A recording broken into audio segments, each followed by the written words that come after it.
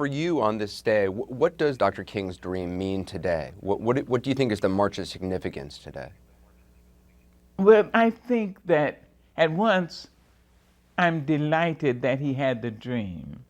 I'm delighted that if he awakened right now, he could also say, some of my dream has come to pass, and see that there are African American family in the White House, a man and a man and a woman and their children and a grandmother, a black grandmother in the White House. My goodness.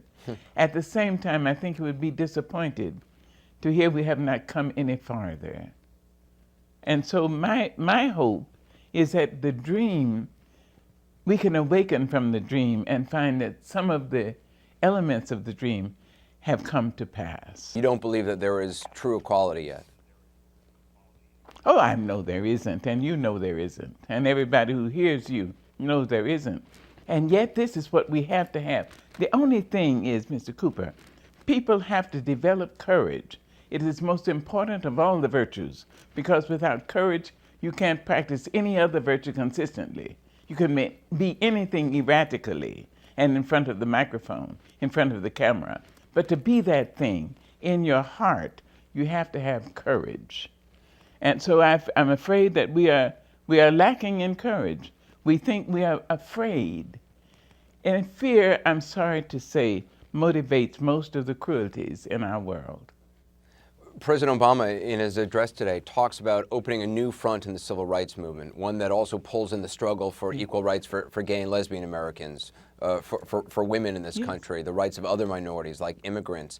Do you see that movement for equality as part of the civil rights movement? Yes, sir. Mr. Cooper, if you think that I can have freedom, but you can't because you're short, or you're tall, or you're gay, or fat, or thin, or pretty, or plain, but I can have it because not by anything I've earned. I just was born white, or I was born pretty. Then you're just stupid. The truth is, no one of us can be free until everybody is free. And every one of us needs to say to our children, this is your world. Come out, stand out, earn it.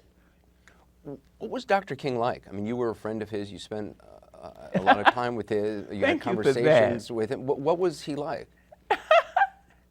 Thank you for that. A friend of mine just asked me, have you ever been asked a question no one asked, and you have just asked me?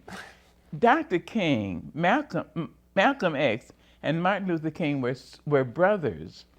They had incredible senses of humor.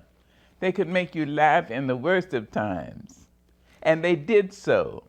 And you know, I never trust people who don't laugh, who said, I'm serious, and act as if they put airplane glue on the back of their hands and stuck it to their forehead.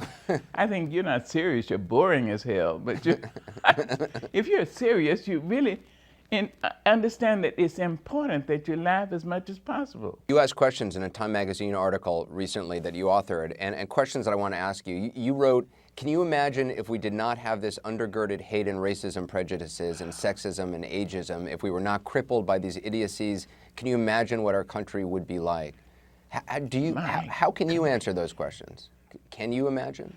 I'm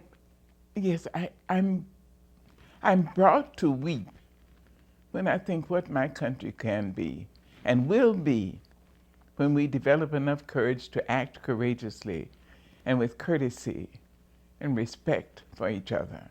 Just imagine what on earth we wouldn't have to say we're the most powerful country in the world. We will be the most powerful country in the world, not because we have might, but because we have right.